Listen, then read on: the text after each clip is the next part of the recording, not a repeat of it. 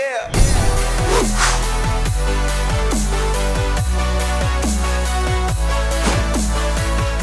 Welcome back to the Gridiron Expert. When will Michigan get over the hump? Many are hoping it will be this year in 2020. And today we take a look at their schedule and their potential path to finally break through in the Big Ten.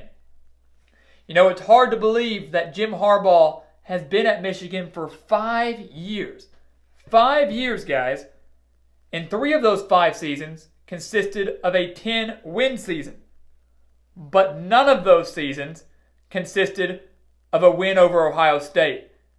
None of those seasons consisted of a Big Ten championship appearance.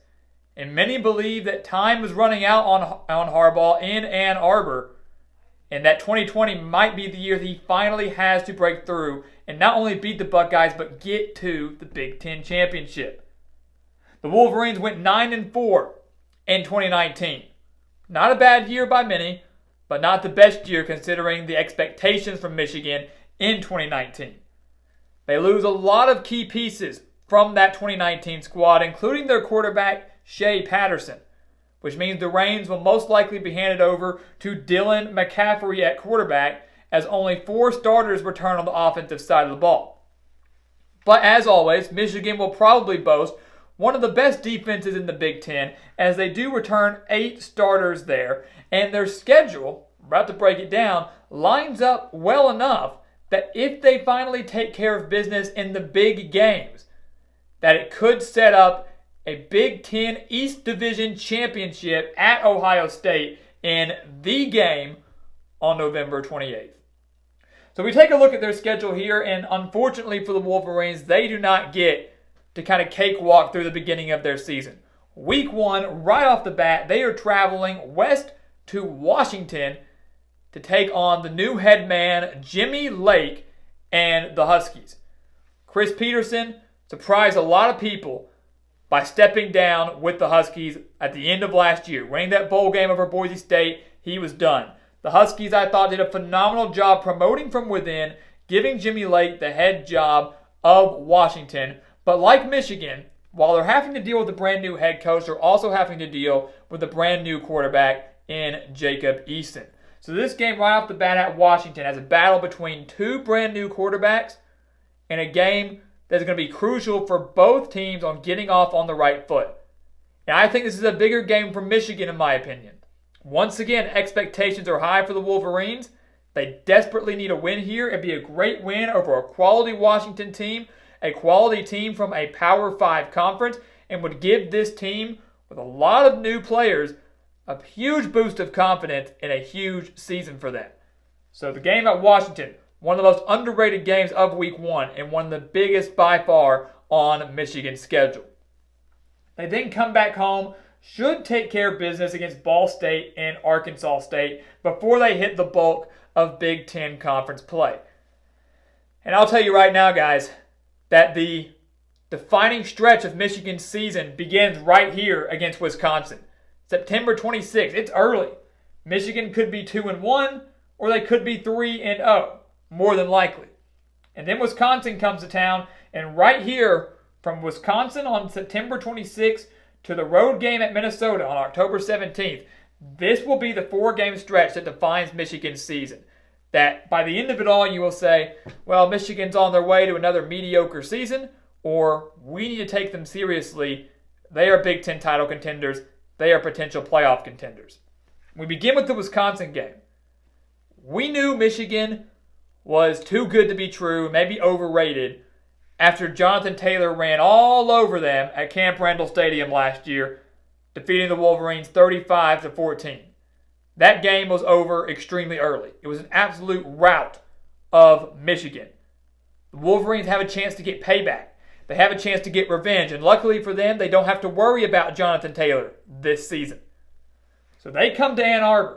A big opportunity for Jim Harbaugh to get revenge on the Badgers, start off 1-0 in Big Ten Conference play, and come into this Penn State game on October 3rd, which is the chance for another type of revenge game. Last year, The atmosphere in Happy Valley for this Michigan-Penn State game was unbelievable. Many of you may have been there. But it was an absolutely unbelievable atmosphere, unbelievable experience. One that looked like Penn State was going to run away with probably by halftime, midway through the third quarter. But slowly but surely, Michigan began to chip back, and had it not been for a drop pass in the end zone late in the fourth quarter, would have tied the game against the Nittany Lions. But the Wolverines ultimately fell 28-21. After that game, we saw a drastic change in Michigan's play. The offense took a major step up, annihilated Michigan State, annihilated Notre Dame, really got on a hot stretch after that really second half on from the Penn State game. Well, Penn State has to come to Michigan. Half of Michigan's losses last year, they are playing in back-to-back weeks. They lost to Wisconsin, Penn State, Ohio State, and Alabama in the Citrus Bowl. Two of those teams, Michigan plays at home in consecutive weeks. I can't think of anything bigger than that. I can't think of anything more important than that. And both Wisconsin and Penn State are once again going to field very talented teams, but hopefully for Jim Harbaugh, for the Wolverines, their defense, which might be what they're leaning on so early in this season, will be able to shut down those two teams at home and get big-time wins at the Big House. They then go on the road to face off against Michigan State. And if I'm Michigan, I might not be too worried about this game. They defeated the Spartans 44-10 last year, and kind of like Washington in their scenario, Mark D'Antonio surprised a lot of people, waiting till February, right before signing day, to announce that he was not coming back, that he was stepping down as head coach of the Spartans. So Michigan State was in a mad dash to find a brand new head coach, and they went out and got Mel Tucker from Colorado. And of course, there was a bunch of people upset about that because Tucker said he was going to stay, and that was a story for another time. But regardless, Michigan State has a new head man, Mel Tucker. Michigan State has not really been the same since they made the college football playoff back in 2015 and got annihilated by Alabama. They really haven't been that same Michigan State team. I don't think there's a reason to believe that they will be when a first year with a brand new head coach. While it's a big-time rivalry game, while it's one that Michigan annihilated last year, you never want to take it for granted because anything can happen when you face off against a rival. But this might be the kind of buffer in between two very tough home games and a tough road game at Minnesota that Michigan needs here. And then they go on the road to finish out this very important four-game stretch we were talking about. They go on the road to face off against Minnesota, who nearly won the Big Ten West last year, and the team that won 11 games last year, nearly won the West, and defeated Auburn in the Outback Bowl, might be even better in 2020. They returned their quarterback in Tanner Morgan. They returned their running back in Muhammad Ibrahim. And they returned Chris Ottman-Bell and Rashad Bateman at wide receiver. Two of their top wide receivers from last year. This Minnesota offense is going to be dangerous.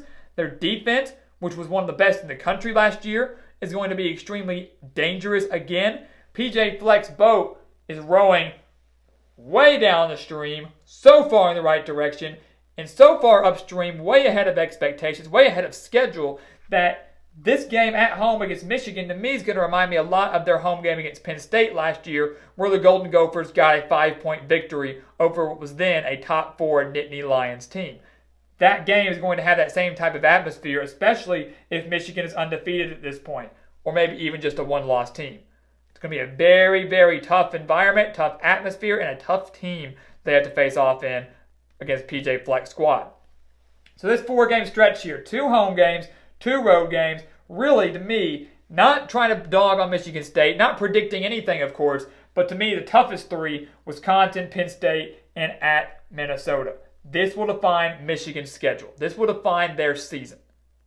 It will define it whether they're going to go on to maybe be 8-4 like the FPI predicts, or maybe they're going to exceed expectations.